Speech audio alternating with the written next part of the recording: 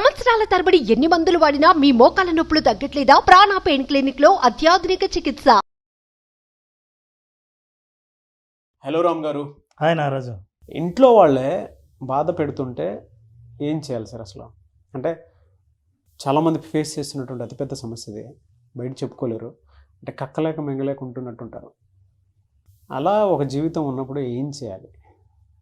Especially కొంతమంది భర్తను పోగొట్టుకున్నటువంటి స్త్రీలు ఎవరైతే ఉంటారో ఇంట్లో ఉంటే వాళ్ళకి టార్చరే. కొన్ని వైఫ్ అండ్ హస్బెండ్ మధ్య చూస్తాము, కొన్ని పేరెంట్స్ పిల్లల మధ్య చూస్తూ ఉంటాం. ఓవరాల్గా ఏంటంటే నా టాపిక్ ఇంట్లో వాళ్ళే బాధ పెడుతూ ఉంటే అసలు ఎవరికి చెప్పుకోవాలి, ఏం చేయాలి? జనరల్గా ప్రేమించే వాళ్ళే బాధ పెడతారు. వాళ్ళు ప్రేమతో బాధ పెడుతున్నారేమో తెలియదు, కానీ ఇంట్లో వాళ్ళు బాధ పెడితే నారాజు జనరల్గా చాలా హర్టింగ్ ఉంటుంది. ఎందుకంటే ప్రపంచంలో బయట సమాజంలో ఎక్కడ ఓడిపోయినా ఇంట్లోకి వచ్చి తలదాచుకుంటే ఆ ఓటమి కూడా గుర్తుకు రాకుండా మనల్ని మనమే ఓదార్చుకుంటాం. అట్లాంటి ఇంట్లో మనకు గనక సూటిపోటు మాటలో ఎదురు దాడియో జరిగితే అవతల వాళ్ళు ఒక మాటలు అంటే ఆ బాధ ఎవరికైనా ఉంటుంది. సపోర్ట్ చేయాల్సిన చోటు నుంచే విమర్శలు ఎదురైతే అది ఎంత బాధగా ఉంటుందో. అసలు ఎక్స్పెక్ట్ చేయలేదు ఉన్నట్టుండి నా మీద ఇట్లా ఈ మాటలు అంటున్నప్పుడు ఎవరికి చెప్పుకోవాలో తెలియదు. అయితే కొంచెం జాగ్రత్తగా మనం ఆలోచిస్తే ఇంట్లో వాళ్ళు అంటున్నారంటే నారాజు రిలేషన్షిప్ అంటే ఎక్స్పెక్టేషన్స్ ఉంటాయి. ఏ రిలేషన్షిప్ అయినా భార్యాభర్త కానీ, పిల్లలు తల్లిదండ్రులు కానీ, తల్లిదండ్రులు పిల్లలు కానీ, ఇంకే ఫ్యామిలీ మెంబర్స్ అయినా సరే any relationship will have expectations, no doubt about it. Expectations ఎప్పుడు మీట్ అవ్వలేదో డిసప్పాయింట్మెంట్స్ స్టార్ట్ అవుతాయి. డిసప్పాయింట్మెంట్స్ ఎప్పుడైతే స్టార్ట్ అయ్యాయో దాన్ని ఎక్స్ప్రెస్ చేసేది ఒక్కొక్కరు ఒక్కో పద్ధతిలో ఎక్స్ప్రెస్ చేస్తారు. ఈ ఎక్స్ప్రెస్ చేసే పద్ధతిలో బహుశా మాటలే కనుక వాళ్ళు ఒక పద్ధతిగా ఎన్నుకుంటే ఆ మాటలు మిమ్మల్ని గుచ్చుకుంటున్నాయేమో, అది రూట్ కాజ్ కావచ్చు. వాళ్ళు మీ మీద పెట్టుకున్న నమ్మకాన్ని మీరు నిలబెట్టుకోలేకపోవడం వల్ల వాళ్ళ దగ్గర నుంచి వచ్చిన ఫ్రస్ట్రేషనే మాటల రూపంలో మిమ్మల్ని గుచ్చుకుంటున్నాయేమో చూడండి. This is one important. Second thing, మీ వైపు నుంచి ఎంత తప్పు ఉందో ఆలోచించండి. ఎందుకంటే అవతల వాళ్ళు నన్నే అంటున్నారని ఊరంతా నువ్వు చెప్పుకుని వెళ్ళి మా ఇంట్లో వాళ్ళే సహకరించట్లేదని అంటే నిన్ను నువ్వు నిందించుకున్నట్టే. మీ ఇంట్లో వాళ్ళని నువ్వు వెళ్ళి మా ఇంట్లో వాళ్ళు ఎవరు సహకరించట్లేదని అంటే అర్థం ఎవరు మీ ఇంట్లో వాళ్ళు చెడ్డవాళ్ళు అనుకోరు, నువ్వెంత చెడ్డవాడివో. మీ ఇంట్లో వాళ్ళే సహకరించట్లేదంటే నువ్వెంత చెడ్డవాడివో అని అనుకోవచ్చు. కాబట్టి బయట చెప్పే విషయాలు కాదు, ఇవి ఇంట్లోనే నువ్వు పరిష్కరించుకోవాల్సి. సో రెండవది ఏంటంటే రీజను, బహుశా వాళ్ళకున్న ఫ్రస్ట్రేషన్ మీతో కాకుండా వాళ్ళకున్న అసంతృప్తి వ్యక్తం చేస్తుంటే అది మిమ్మల్ని గుచ్చుతున్నట్లు అనిపిస్తుందేమో ఆలోచించండి. వాళ్ళకున్నది ఇప్పుడు ఇంట్లో కష్టాలు ఉన్నాయి, ఎంతకాలమని ఈ కష్టాలు, అప్పులు తీర్చాలి, వడ్డీలు కడుతున్నామని తల్లిదండ్రులు అంటున్నారు అనుకోండి. యాక్చువల్గా నువ్వు వాళ్ళ డబ్బు తీసుకుని చదివి డిగ్రీతో ఇంట్లో వచ్చి కూర్చున్నావు, ఇంతవరకు జాబ్ లేదు. నువ్వేమో సూటిపోటు మాటలు అంటున్నావు, కానీ వాళ్ళు యాక్చువల్గా వాళ్ళ కష్టాలు చెప్తున్నారు, అది నీకు గుచ్చుకుంటున్నాయి. కారణం అదేమో చూడండి. ఇక మూడోది మీరు అర్థం చేసుకోవాలంటే వాళ్ళని ఫ్రస్ట్రేషన్ ఒకటి మాట్లాడుకున్నాం, రెండవది రిలేషన్షిప్లో ఎక్స్పెక్టేషన్ ఒకటి మాట్లాడుకున్నాం, థర్డ్ ఏంటంటే కమ్యూనికేషన్.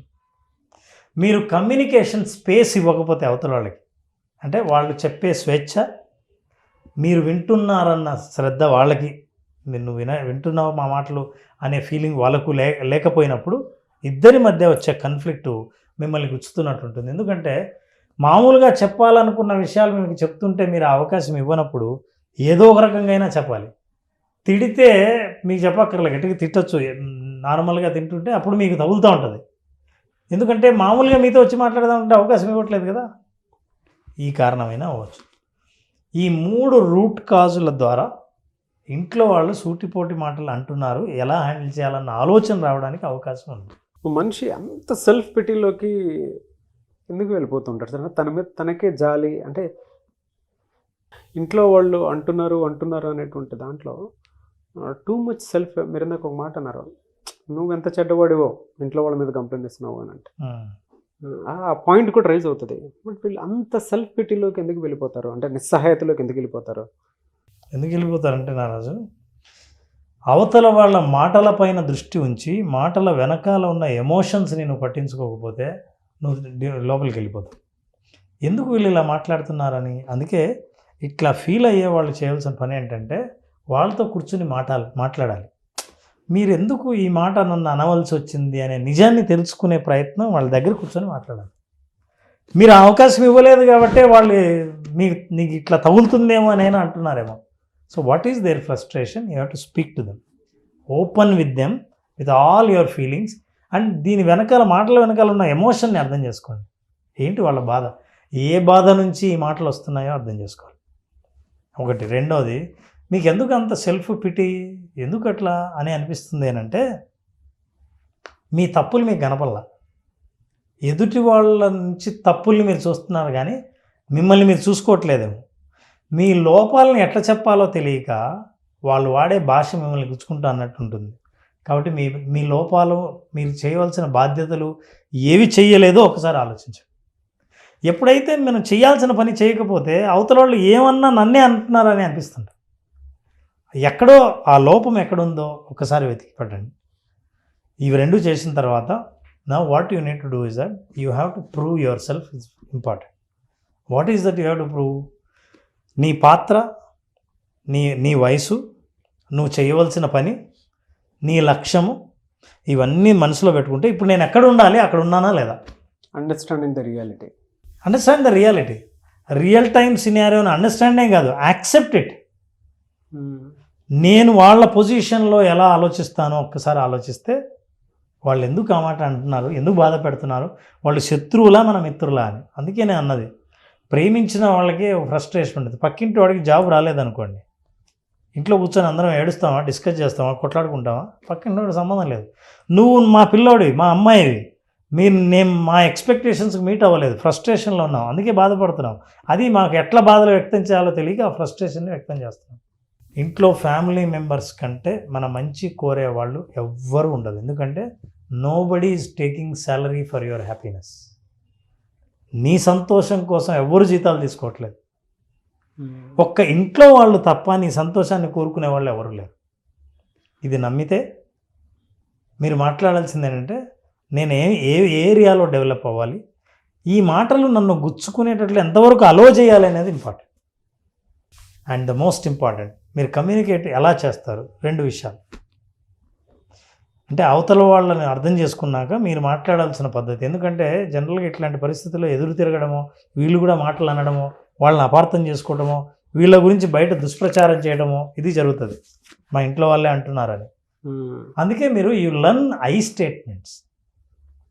మీరు ఆ మాట అంటున్నప్పుడు నేను చాలా బాధపడుతున్నాను, నాకెందుకో ఫెయిల్ అయిన ఫీలింగ్ కలుగుతుంది, నాకెందుకో పనికిరానట్లు నేను పనికిరానేమో అనిపిస్తుంది, నేను ఆత్మవిశ్వాసం కోల్పోదు, నేనే మీరు ఇట్లా అంటున్నారు, మీరు ఈ మాటలు మాట్లాడుతున్నారు అని అనకుండా ఎప్పుడైతే అంటారో అప్పుడు మీరు బాధ్యత తీసుకుంటున్నట్లు లెక్క. నేను ఇలా ఫీల్ అవుతున్నాను అని అన్నప్పుడు అప్పుడు వాళ్ళు చెప్తారు, నువ్వు అలా ఎందుకు ఫీల్ అవుతున్నావు, ఇది చేయకపోతే నువ్వు ఫీల్ అవ్వవు కదా, నువ్వు ఇది సాధించుంటే నీకు ఆ ఫీలింగ్ రాదు కదా అని చెప్పొచ్చు. సో అనే స్టేట్మెంట్ తీసుకోండి. రెండోది, నిజంగా ఎవరన్నా రెగ్యులర్గా బాధ పెడుతుంటే అలవాటు ప్రకారం ఇంట్లో మీరు పరిధుల్ని ఎట్లా నిర్ణయించుకోవాలో చూడండి. పరిధులు ఉండాలి. అంటే ఏ విషయాలు మాట్లాడాలి, ఏ విషయాలు మాట్లాడకూడదు, ఏ విషయాలని ట్రిగ్గర్ చేయాలి, ఏ విషయాలను చేయకూడదు, ఎవరిని ఎంతవరకు ఎంటర్టైన్ చేయాలి, ఫ్యామిలీ మెంబర్స్ అయినా. ఎందుకంటే మోస్ట్ ఇంపార్టెంట్ నారాజు మన వెల్ బీయింగ్ ఇంపార్టెంట్. పీస్, మానసికంగా పీస్ ఇస్ చాలా ఇంపార్టెంట్. మన పీస్ని కాపాడుకోవడానికి ఎవరిని ఎక్కడ ఉంచాలో అక్కడ ఉంచండి. ఒకవేళ అనవసరంగా మాట్లాడుతున్నారు అనుకుంటే, ఇది నేర్చుకోకపోతే మీరు వాళ్ళ జోన్లోకి ఎంటర్ అవుతారు, వాళ్ళు మీ జోన్లోకి ఎంటర్ అవుతారు, కాన్ఫ్లిక్ట్స్ స్టార్ట్ అవుతాయి. ఆడపిల్లలు అంటే మనం చాలా చూస్తూ ఉంటాం, సెల్ఫ్ పిటీతోటి అంటే ఇంట్లో వాళ్ళు ఒక 10 సార్లు వీళ్ళ ఎక్స్పెక్టేషన్స్ వల్ల, ఇంట్లో తను వచ్చిన తప్పు చేయటం వల్ల ఏదో 10 సార్లు అంటూ ఉన్నారనుకోండి, ఇంట్లో వాళ్ళని ఒక టెర్రరిస్టులను చూసినట్టు చూసి హేట్, బ్యాడ్, అబ్యూజ్ అవన్నీ వచ్చేసి ఎవరు నన్ను మోస్తారా అంటే నా సింపతిని ఎవరు బాగా సపోర్ట్ చేస్తారా, అర్థం చేసుకుంటారా అనేటువంటి సపోర్ట్ సిస్టంలోకి వెళ్ళిపోయి జీవితాలను కూడా వేరే వాళ్ళ చేతిలో పెట్టేసినటువంటి సందర్భాలు చాలా చూస్తుంటాం మనం. అలా ఎలా సార్ అసలు దాన్ని ఎలా తీసుకోవాలి మనం? అది ఇంపల్సివ్ నేచర్ నారాజు. అంటే ఇంపల్సివ్ మనిషిలో ఉన్న లోపల ఉన్న ఇంపల్సివ్ నేచర్. ఒక ఇబ్బంది వస్తూనే ఇబ్బంది నుంచి తప్పించుకోవడానికి పారిపోయి పెన్నం మీద నుంచి పొయ్యిలో పడతారు. కాలిపోవటమే అంతే, కాలిపోవడం. అంటే పడతారంటే గ్యారంటీగా పొయ్యిలో పడతారని తెలియదు కానీ బట్ ఇక్కడి నుంచి పారిపోయే ప్రయత్నమే తప్ప మీరు పరిష్కరించే ప్రయత్నం చేయట్లేదు అని. మీరు ఎప్పుడైతే పరిష్కరించే ప్రయత్నం చేస్తారో మీ గురించి ఆలోచిస్తారు. నేనేమన్నా ఇంప్రూవ్ చేయాలా, వాళ్ళు ఎందుకు మాట్లాడుతున్నారు అని. అలా కాకుండా వీళ్ళతో అనిపించుకోకూడదు, అదే ముఖ్య ఉద్దేశం. నేను ఎన్ని తప్పులు చేసినా పర్వాలేదు, వీళ్ళు అనకూడదు అనుకుంటే పారిపోవడానికి ట్రై చేస్తారు. Fight or flight. ఫైట్ అయితే వాళ్ళతో కూర్చొని తేల్చుకోండి, ఫ్లైట్ అయితే ఇంట్లోంచి పారిపోతారు. సో ఫైట్లో మీ గురించి మీకు చాలా విషయాలు తెలుస్తాయి. మీరు మీ ఫ్యామిలీ మెంబర్స్ని ఇంకా బాగా అర్థం చేసుకునే అవకాశాలు దొరుకుతాయి. You sit there, fight with them, don't run away. పారిపోతే సమస్య పారిపోదు, మీరు పారిపోతున్నారు. సమస్య ఎప్పుడు ఏదో ఒక రోజు మీరు దాన్ని ఫేస్ చేయాల్సిందే. అప్పు ఇచ్చిన వాడు ఎదురుగా వస్తుంటే తప్పించుకొని పారిపోతే మీరు తప్పించుకునే వాడిని అక్కడి నుంచి పారిపోతున్నారు, వడ్డీ నుంచి పారిపోలేరు, పని కట్టాల్సిందే. సో ఇట్లాంటి సమస్యల్ని తేల్చుకోవడానికి ప్రయత్నించండి. కానీ సామరస్యంగా ఫ్యామిలీ మెంబర్స్తో అర్థం చేసుకోవడానికి ప్రయత్నిస్తే, వాళ్ళు మిమ్మల్ని అర్థం చేసుకోవడానికి ప్రయత్నిస్తే సజావుగా ఉంటాయి కుటుంబ సంబంధాలు. లేదా ఇతరులను బ్లేమ్ చేయడం మొదలు పెడితే ఈ బ్లేమ్ గేమ్లో మీరే కరెక్ట్ అనే భ్రమలో మీరు ఏ మార్గంలో వెళ్తున్నారో మీరు అర్థం కాదు. కానీ ఫ్యామిలీ మెంబర్స్ కంటే మన మంచి కోరేవాళ్ళు ఎవరైనా అది సెకండరీయే తప్ప ప్రైమరీ కాదు. ఇది తెలుసుకోవాలి. చాలా మీనింగ్ఫుల్ వర్డ్స్ చెప్పారు. ఇందులో జీవితానికి సంబంధించినటువంటి అర్థాలు మొదట్లోనే మొత్తం చెప్పేసుకుంటూ వచ్చేసారు. దాని తర్వాత ఒక్కొక్కటి మెలిపెట్టుకుంటూ వెళ్తూ ఉంటే వీడియో 2 సార్లు చూస్తే అసలు నేను ఎక్కడున్నాను, నా ఇంట్లో వాళ్ళని ఒక్కసారి మొత్తం చూస్తే, కూర్చొని చూస్తే ఎవరెవరు ఎక్కడెక్కడ ఉన్నారు, ఏముంది, నా తప్పులేంటి, నేను ఎందుకు ఇలా ఉన్నాను, తప్పు నాలో ఉందా వాళ్ళలో ఉందా అనేటువంటి రియాలిటీలోకి రావాల్సిన అవసరం చాలా ఉంది. వీడియో చూసిన తర్వాత ఒకళ్ళిద్దరైనా సరే వాళ్ళకి అనిపిస్తుంది మేబీ నేనే రాంగేమో అని. బట్ ఒకటి మాత్రం చెప్పగలుగుతాను సార్, బయట వాళ్ళు ఎప్పుడు బయట వాళ్ళే, అయిన వాళ్ళు ఎప్పుడు అయిన వాళ్ళే. మనం అనుకుంటాము రోజు చుట్టుపక్కల తిరుగుతూ ఉంటాం కాబట్టి మన కనీస అవసరాలతో సహా మనం వాళ్ళతో షేర్ చేసుకుంటాం కాబట్టి వాళ్ళకి చిన్న చిన్న విషయాల్లో చిన్న పొరపాట్లు రావటం తప్పులేదు. అది చిన్నగా పెద్దగా అయ్యేటువంటి అవకాశం ఉండొచ్చు. కానీ అందులో హాఫ్ అంటే 50-50లో చూసుకుంటే నీది కూడా 50% ఉంది అనేటువంటి విషయం గమనించాలి, అవసరం కూడాను. ఎందుకంటే ఒకటి నువ్వు కమ్యూనికేట్ చేసే పద్ధతి నీది బాగోకపోయి ఉండొచ్చు, లేదా అవతల చెప్పిన వాళ్ళ విషయాన్ని అర్థం చేసుకునే స్థితి నీకు లేకపోయి ఉండొచ్చు. 3 వీళ్ళ దృష్టికోణం ఎప్పుడూ కూడా ఇంకా ఒకటే ప్యాటర్న్లో negative thinking, over thinking, blame game దీంట్లోనే ఉండొచ్చు. సింపుల్గా చెప్పాలంటే మూర్ఖత్వంలో బతకడం దాన్ని. సో అది ఎప్పటికైనా తప్పే. ఇంట్లో వాళ్ళని బ్లేమ్ చేస్తున్నావు అని అంటే నిన్ను బ్లేమ్ చేసుకున్నట్టే.